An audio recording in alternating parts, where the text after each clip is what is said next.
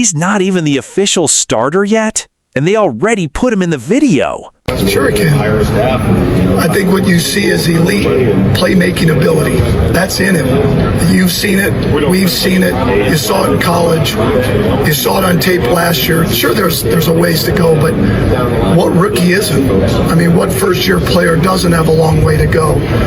So I'm excited to get started with him and all of our quarterbacks and all of our players. What if the decision was already made before the competition even started? Because Todd Monken didn't just meet Shedeur Sanders in Cleveland, he already wanted him before. Reports say the Ravens tried to draft Shedeur when Monken was there, and when they finally met, Monken told him straight up, "We tried to draft you." That's not normal. That's a built-in connection. Now imagine being Dylan Gabriel hearing that while fighting for your job. That's not competition, that's pressure. And instead of stepping up, what he did next might have ended everything. Did Shedeur Sanders' QB1 season just officially start for 2026? Listen, we found out yesterday from Albert Breer, wrote an article on Sports Illustrated, how the Browns' interview process included a 6-question assessment. One of those 6 questions specifically asked candidates how they would develop quarterback Shedeur Sanders. He was the only quarterback specifically mentioned within that 6-question essay portion. So the Browns clearly needed to hear from candidates what the plan was to get Shedeur Sanders to that next level. And then today, the video comes out from Todd Monken coming into the Cleveland Browns facility in Berea for the first time as the Browns head coach. And who's there to come in and meet him? Shedeur Sanders came over from overseas on his trip to meet the new head coach. And as soon as he walks in the room, Todd Monken gives him a big hug and says, "Hey, we tried to draft your ass last year, for God's sake." It all worked out. So clearly, the rumors, the reports that the Ravens were looking to draft Shedeur Sanders last year were definitely true. And also, it's worth noting that Todd Monken also reportedly tried to recruit Shedeur Sanders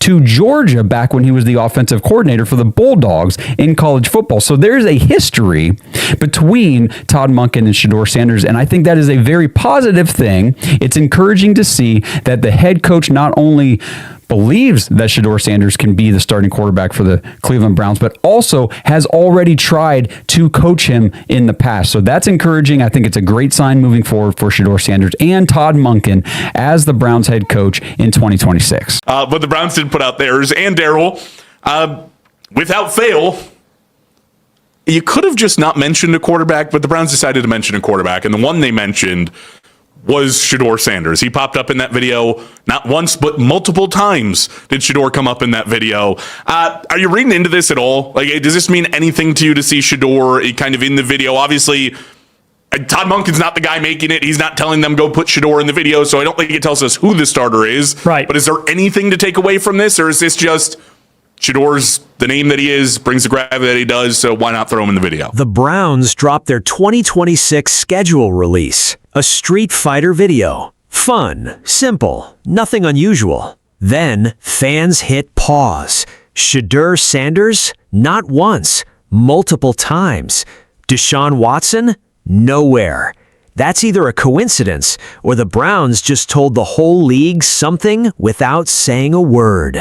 When a decision will be made, and this puts the pressure even more on Deshaun Watson and Shedeur Sanders, and AZ Sports kind of dove into this thing. Let's take a look here, where it says ESPN said the quiet part out loud about Deshaun Watson's future after the 2026 NFL season, okay?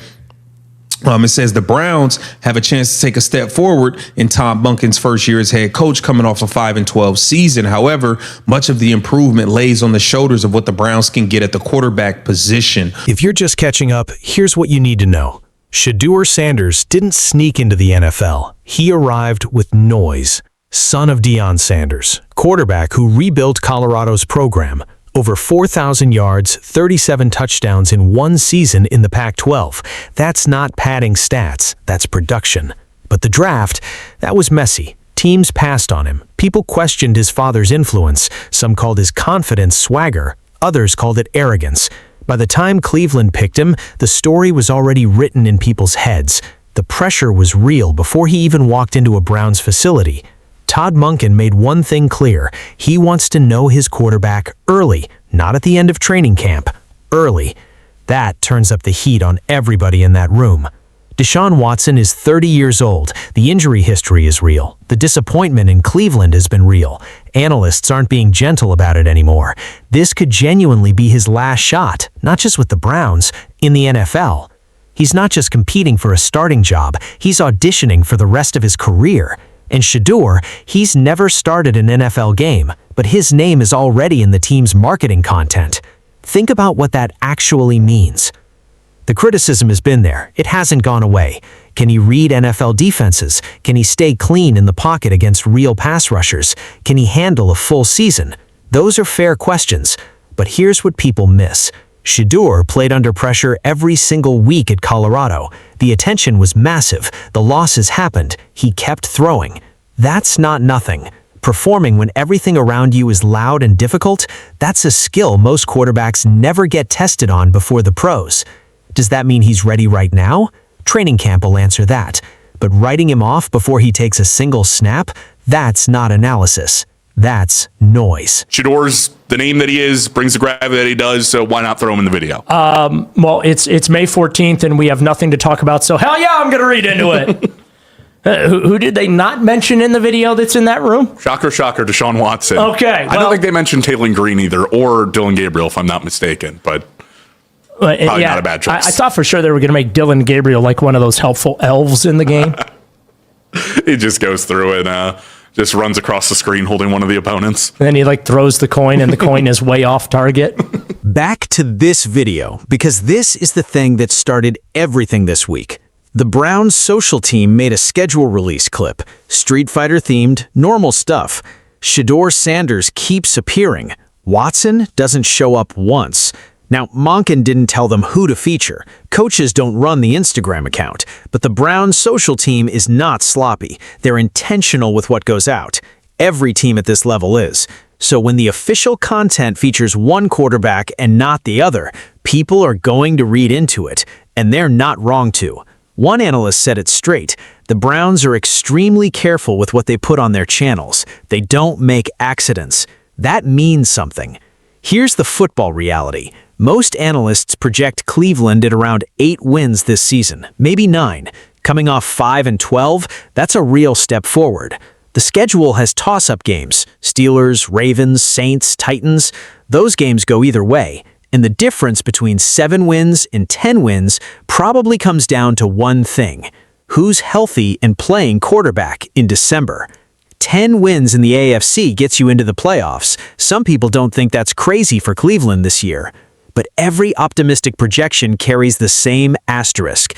The quarterback room has to figure itself out first, and Monken wants that figured out fast. There's something about Shedeur that keeps people locked in. Even the skeptics check for his name. Some of it is the confidence. You either respect it or it bothers you. But at quarterback, confidence isn't optional. It's the job. Some of it is the name, and Shedeur knows that. He's been working to separate himself from the legacy, to make his production stand on its own. But honestly, a big part of it is Cleveland itself. Browns fans have been patient for a long time. Too long. They've watched too many quarterbacks come in with promise and leave with nothing. Shedeur Sanders feels different to people, not just a new player, a new direction. So here's where things actually stand. Monken wants a decision made early. The team's own content is already pushing Shedeur's name. Watson knows this is his last real audition, not just for Cleveland, but for any team willing to take a chance on him after this. And Shedeur is sitting inside all of that, knowing training camp is the moment everything either opens up or closes down. This isn't just a quarterback battle, it's a franchise deciding what it wants to be. Cleveland has been in transition for years. At some point, you have to stop managing the past and commit to the future. Right now, whether they're ready to say it out loud or not, the Browns keep putting Shedeur Sanders in the picture. At some point this summer, Todd Monken makes a call. One name gets the first team reps, one guy walks out as the starter, and that decision, before a single regular season snap, shapes everything Cleveland does in 2026. Right now, the name on everyone's mind isn't Deshaun Watson, it's Shedeur Sanders. And that's not an accident.